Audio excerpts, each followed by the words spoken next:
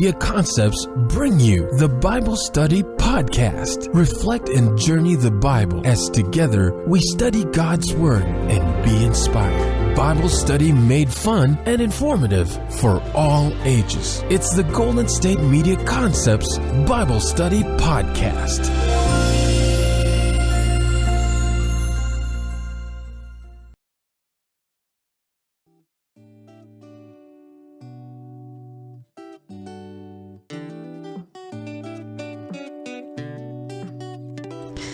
Thank you for tuning into the Golden State Media Concepts Bible Study Podcast. I am your host, Sarah, and today is Ash Wednesday. It is March 1st, 2017, and we are starting the season of Lent.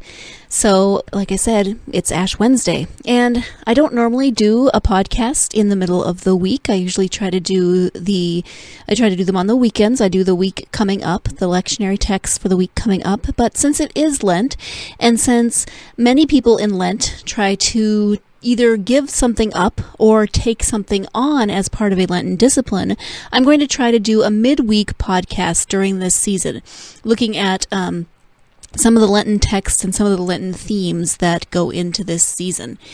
So, for those of you who aren't familiar with Lent or Ash Wednesday, it's not celebrated in every denomination. Ash Wednesday marks, as I said, the season of Lent, and Lent is the 40 days, not counting Sundays, that lead up to Easter Sunday. So sometimes it's described as journeying with Jesus to Jerusalem. We are journeying with Jesus to the cross, to Good Friday. And it's this contemplative time. That's why there's a lot of talk about spiritual disciplines. So some people give something up. Some people take something on. Somebody might give up, let's say coffee or chocolate or swearing or other bad habits. And it sounds a little bit like New Year's resolutions, right? A little bit. But it's more of a way of realizing the things in your life that you can live without. That God in your life means we don't need chocolate. I need chocolate sometimes, I admit it, but I don't need chocolate to live. I do need God in my life to live a whole and complete and loving life in this world. So you might give up chocolate, you might give up bad habits of some sort. Another way you can look at it is, let's say you have a Starbucks coffee every day, and that's something that you enjoy doing, but you want to try something new for Lent. So you give up that Starbucks coffee. Another thing that you could do to take that a step further is to take the money that you would have spent on your morning Starbucks and donate it to a charity of your choice, or use that money to help someone else. So you can see how it's trying to help you to just put things in a little different perspective, live your faith in a slightly different way. I'm not saying, hey, you go give up your chocolate, or you give up your coffee, or you give up your Starbucks because, it's not good in life. No, your life is your life, and you're going to do what you're going to do, and you're going to make those decisions, and that is wonderful. I'm just here to say Lent is a season of contemplation, and however you can find a way in your life to contemplate your relationship to God, to contemplate your relationship with your brothers and sisters in Christ, that is great. Some people, instead of giving something up, they take something on. So, for instance, they take on daily prayer, daily meditation, maybe it's daily yoga, daily walks, and I think here is really where we see that contemplation. If you take on daily prayer, you're committing to spending more time in conversation, but also listening to God, listening for God's word in your life. And that can also be present if you decided to take up meditation or yoga. You can listen for God in those moments. You can talk to God in those moments. Some people try to do a daily devotional. Some people take on more volunteer work, more charity work, kind of like what I was saying with the giving up, instead of using that money for this, that, or the other thing, then you donate it to the charity of your choice.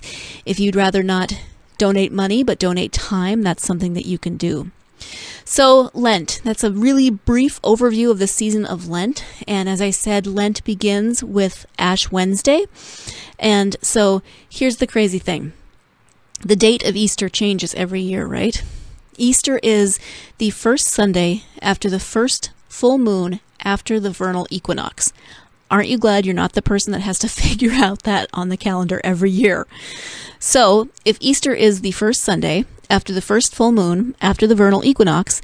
Ash Wednesday is 40 days, not counting Sundays, before Easter.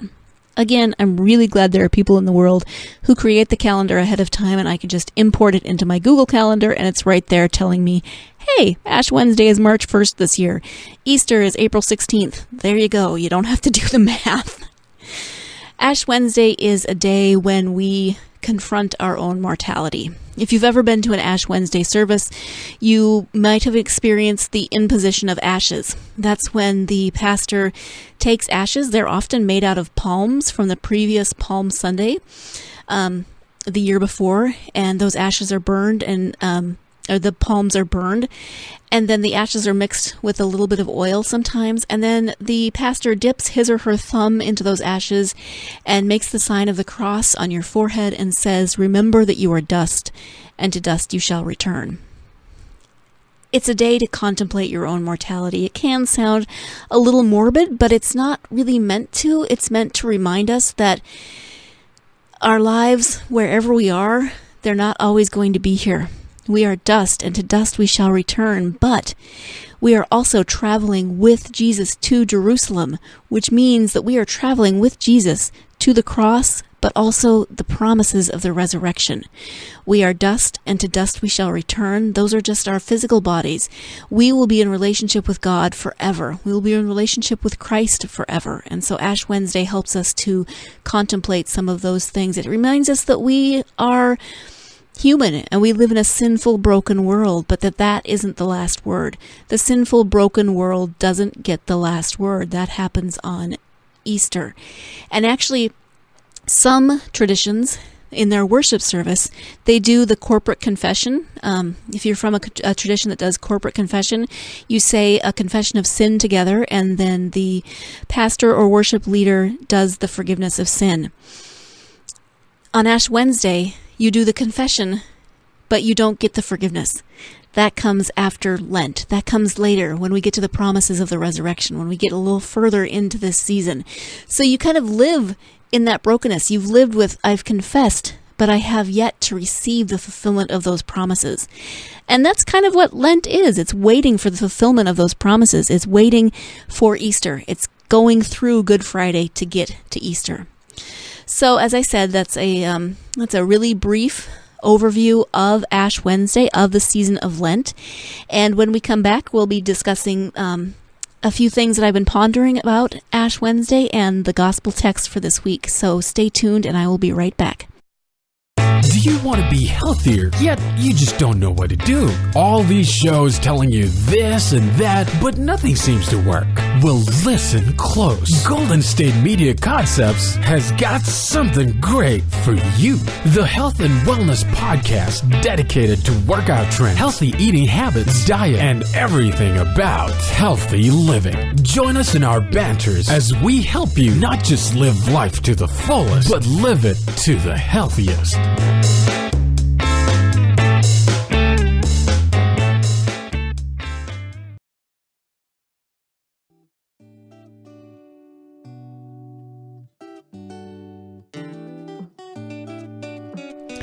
Welcome back to the Golden State Media Concepts Bible Study Podcast. Before the break, I was talking about Ash Wednesday and the season of Lent. And this is actually the gospel that is assigned for this season. I'm not going to read all of the assigned texts during these midweek podcasts. I'll just be choosing one, maybe two. So this is from the Gospel of Matthew, chapter 6, verses 1 through 6 and 16 through 21. Beware of practicing your piety before others in order to be seen by them, for then you have no reward from your Father in heaven. So whenever you give alms, do not sound a trumpet before you, as the hypocrites do in the synagogue and in the streets, so that they may be praised by others. Truly I tell you, they have received their reward. But when you give alms, do not let your left hand know what your right hand is doing, so that your alms may be done in secret, and your Father who sees in secret will reward you.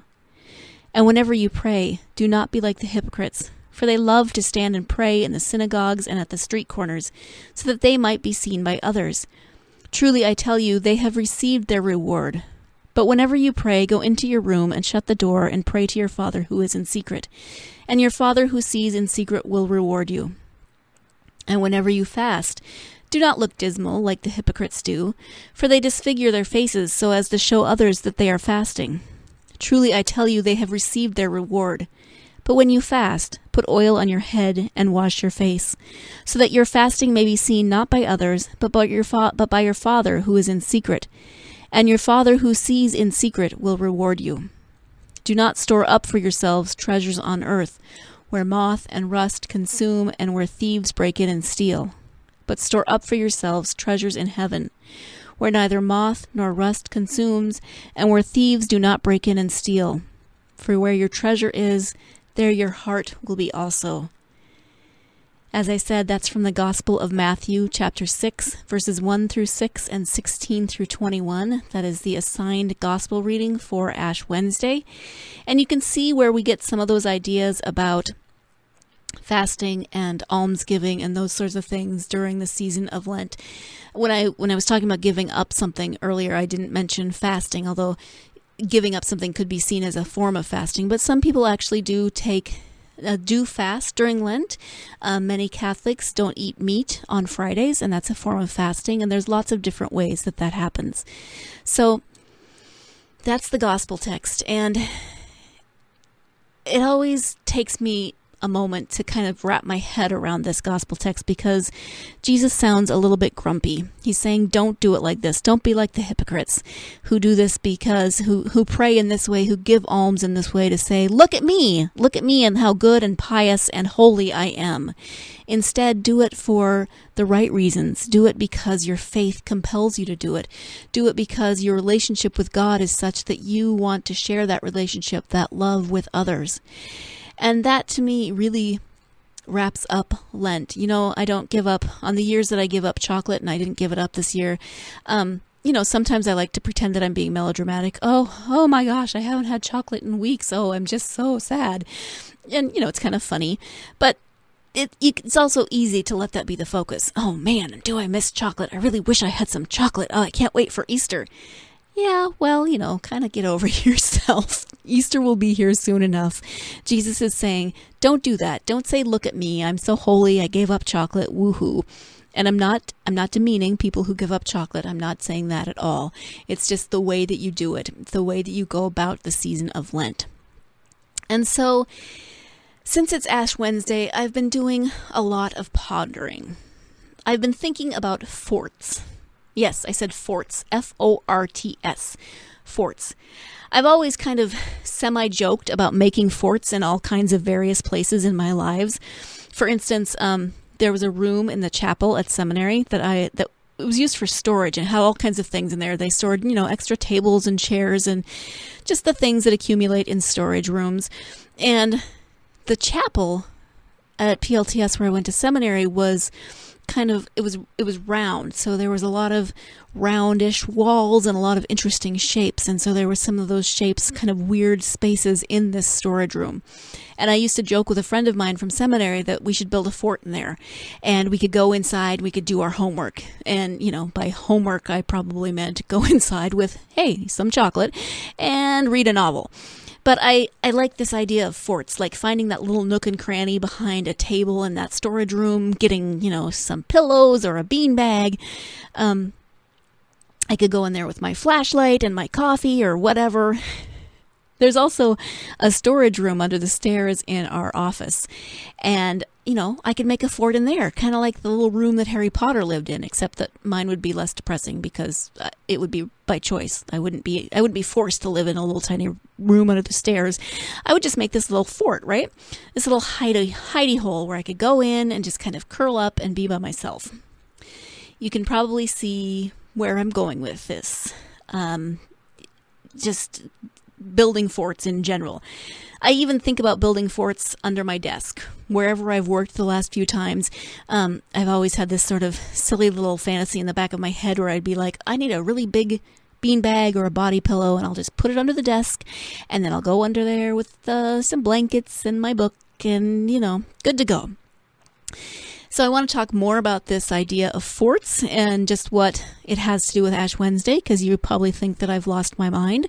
But I am going to take one more quick break, and when we get back, we'll be talking about forts and how they relate, hopefully, to Ash Wednesday. Stay tuned, and we will be right back. Tired of searching the vast jungle of podcasts? Now listen close and hear this out. There's a podcast network that covers just about everything that you've been searching. Hey! The Golden State Media Concepts Podcast Network is here. Nothing less than a podcast bliss with endless hours of podcast coverage. From news, sports, music, fashion, cooking, entertainment, fantasy, football, and so much more. So stop lurking around and go straight out to the Golden State Media Concepts Podcast Network. Guaranteed to fill that podcast itch. Whatever it may be. Visit us at www.gsmcpodcast.com. Follow us on Facebook and Twitter, and download us on iTunes, SoundCloud, and Google Play.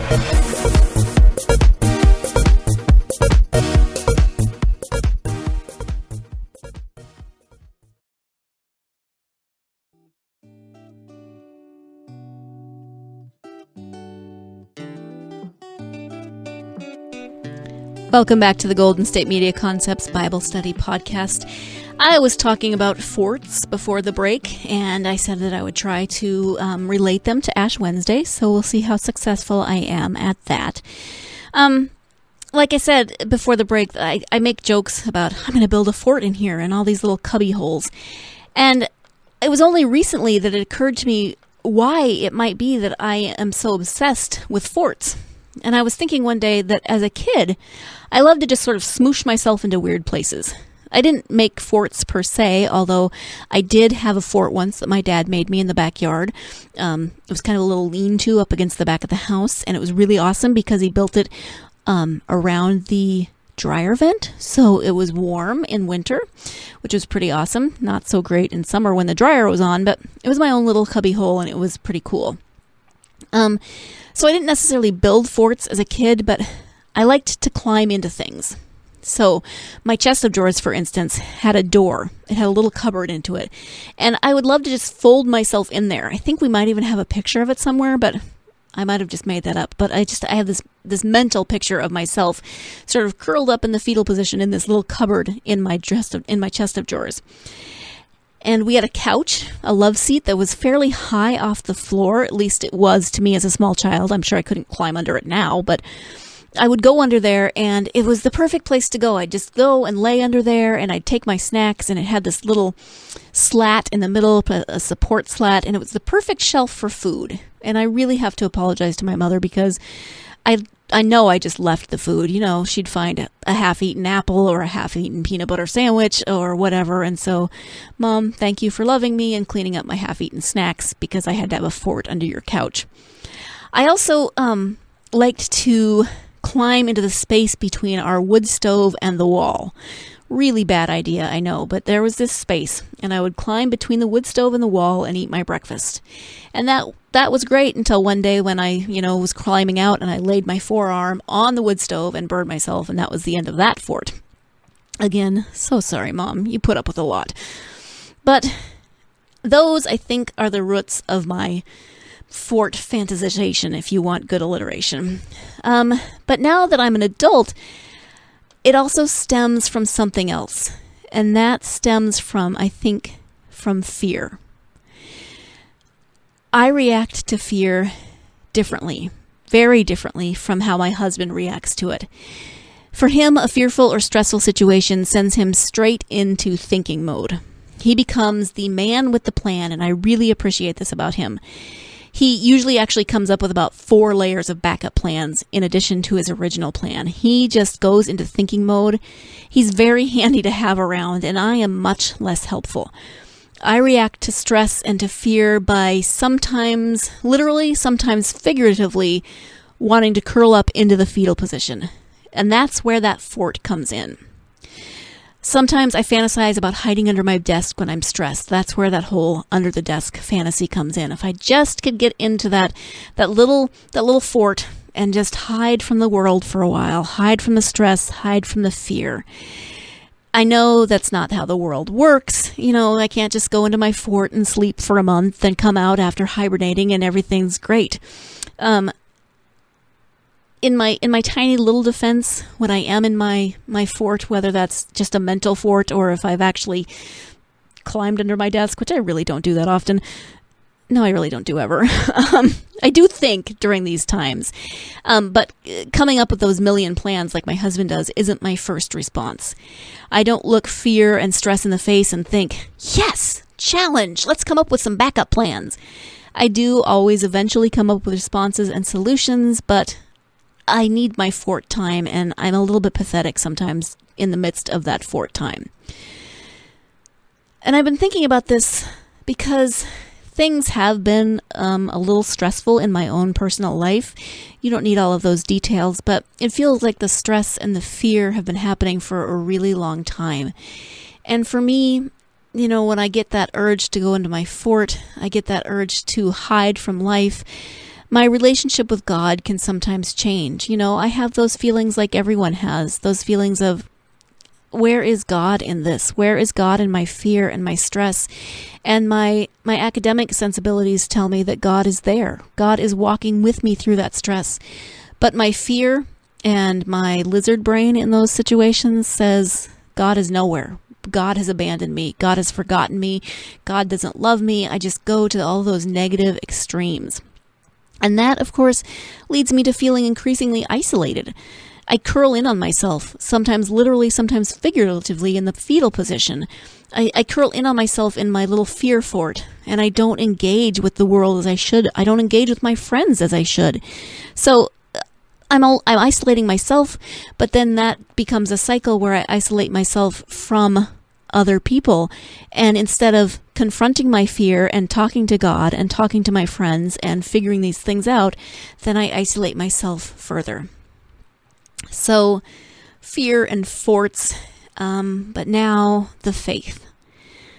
Like I said at the beginning, I've said numerous times, today is Ash Wednesday, and it's a day when we go to church for the imposition of ashes.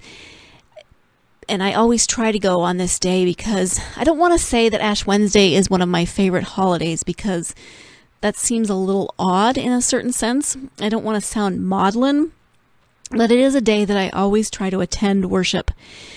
It's not because I enjoy being reminded that I'm dust and that I will one day return to dust.